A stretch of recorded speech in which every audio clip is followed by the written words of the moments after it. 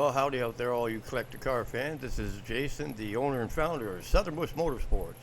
So we got a really cool Tales from the Bush. It's not quite a Tales from the Bush, but I think you'll have fun with this because I certainly did. Some of the cars that you'll see in here are mine that I found. Some of them are that other people found, but it's all good. It's all for the cause. And what we're going to be looking at is some really cool barn finds. Some stuff that is really hard to believe. That's a mod top 69 Super B that I found.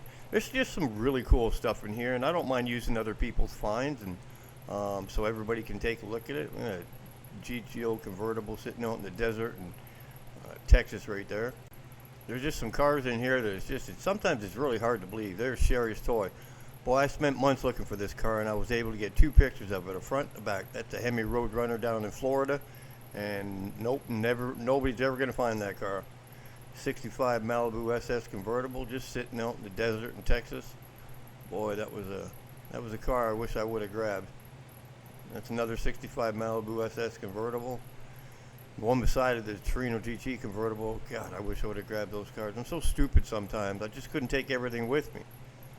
Barracuda, that was sitting way up north, way up top of Nebraska. Boy, that thing was, whoo, but look how solid it is. They didn't use salt on the roads up there. That's the front end of Sherry's toy. Well, I got that picture over the fence and I got run off like you wouldn't believe. I reached my camera over the fence and boy, they didn't like that too much. I guess I wasn't the only one that had ever been out there. That's a Hemi Charger right there. I know it doesn't say Hemi on the front. I don't know if the fender had been changed, but I found that car myself. That was a Hemi Charger. There's a Superbird just sitting in the dirt like that. You know, that car's been sitting there a long time. Look at how far down it's buried. You know, it's tough being able to keep on doing this. It's been a struggle, you know, coming out of retirement to be able to share this with everyone. Anything you can do to help the Patreon page and contributing to the channel or the super likes is all very much appreciated. I don't even know what that thing was. I know I found that one up in Pennsylvania. I think it's Cordova or something like that. A big old land yacht just sitting out there in the woods. It's another one from the same place. It's a GTO, I believe, or a Le Mans. It's just a shame when years of seeing this stuff and the abuse.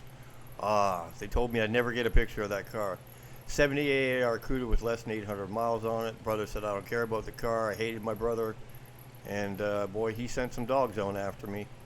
I think this is also up in Pennsylvania. A bunch of Challengers sitting beside each other. Yeah, it took a lot of risk doing what I was doing. You know, I know you're not, believe it or not, there's a car in there. I think it was I'm not even going to guess what that is, but there was a car in there. So the job was a little tough, you know, getting some of these cars out of there that were buried. There's a Roadrunner. I think it was an air grabber car, actually. But it's an untouched car just sitting there buried in crop brush, and it's a shame to see some of the cars rotted out like they were. I think that was a Chevelle. And there's another two cars beside it, if you can see it. And I dug these cars out, pulling these cars out. That's why I had that big truck to be able to do this kind of stuff. A Challenger RT right there, and another one beside it, and another one Charger beside it. It was ridiculous. But I didn't know contributing to the channel helped me keep going. It's not about putting a Porsche in my driveway. I barely keep my head up. I barely pay rent, which I haven't even paid this month. It just helps me keep going because I'd really like to not walk out that door every day. I'd rather keep doing this. This was my dream. And GTO Judge is sitting in somebody's backyard. Look at all the cars in the background. Some of these. This wasn't one that I found, but that's a Roadrunner right there, just sitting in a barn. Like I said, some of these pictures are from other people's finds, but you know, it's all a big part of the picture, and we just all just share stuff so we can get all these cool pictures out there. God, look at that car, just rotting all to hell. Daytona just sitting there rotting all to heck. We'd all, if you're a Mopar fan, you dream to have that car, and it's just sitting there beside some junk van. D28 sitting beside a barn. I mean, some of the stuff that I found over the years has been painful. It's been sad that people just let the stuff go. Oh, I'm going to restore it one day. No, you're not. You're never going to restore that car. You know it and I know it, but I can't convince you any different. I decided I wanted to share all this stuff with everybody because there was no point in me knowing all this stuff and not teaching it to the world or showing it to the world. That's why I came out of retirement. You know, it was just all about keeping it all alive. When I got a phone call from a friend once.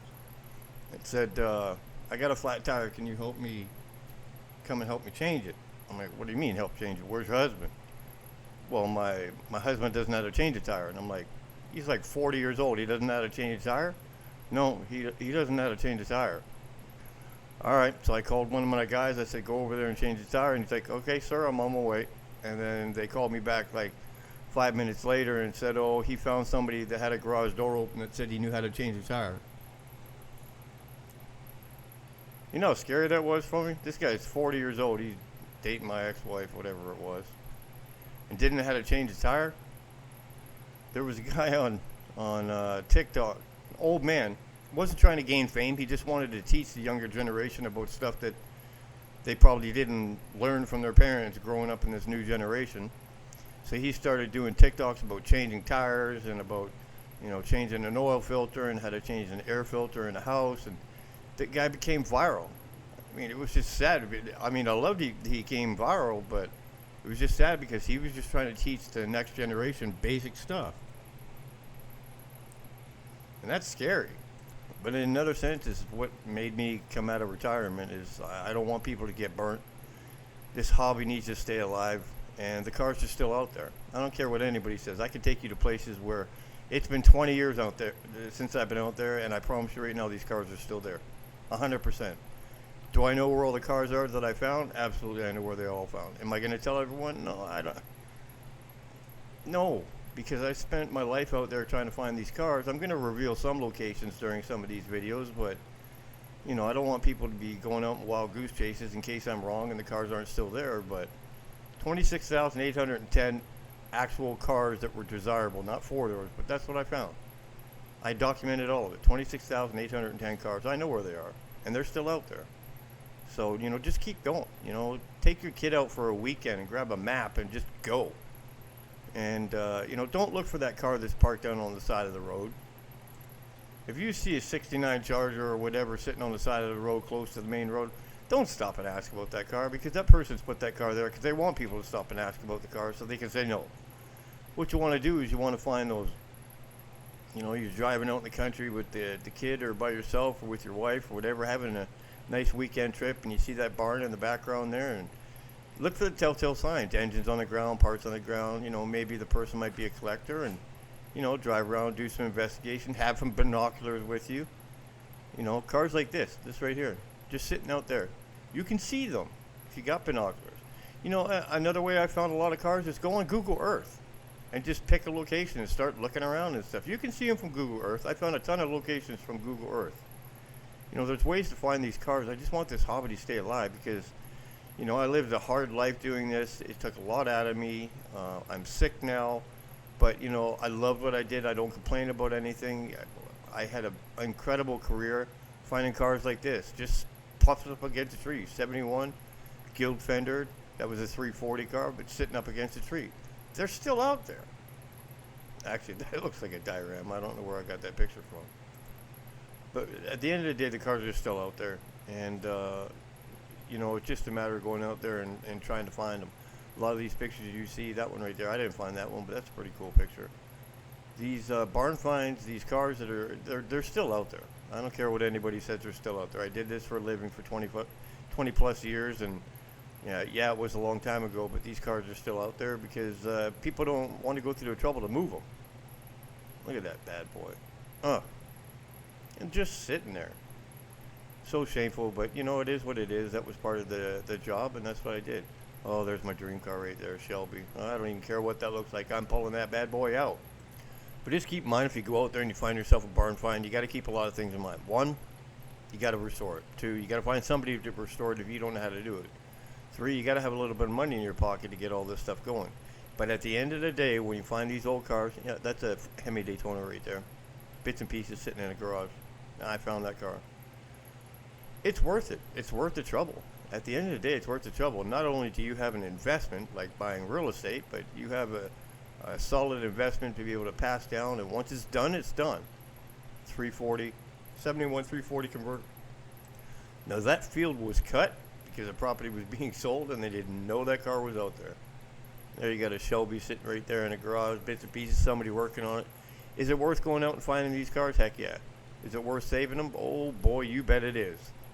They're an investment, and it takes a lot of work and a lot of commitment, but it's worth it. See that right there? That's a 383, 4-speed, 4-barrel Barracuda. Even Jay Leno wanted that car right there.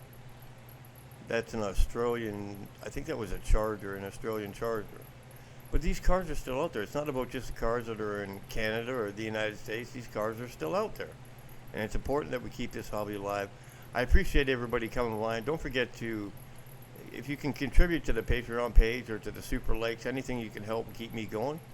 And don't forget to come back and like and subscribe, and we'll have another Tales from the Bush for you soon.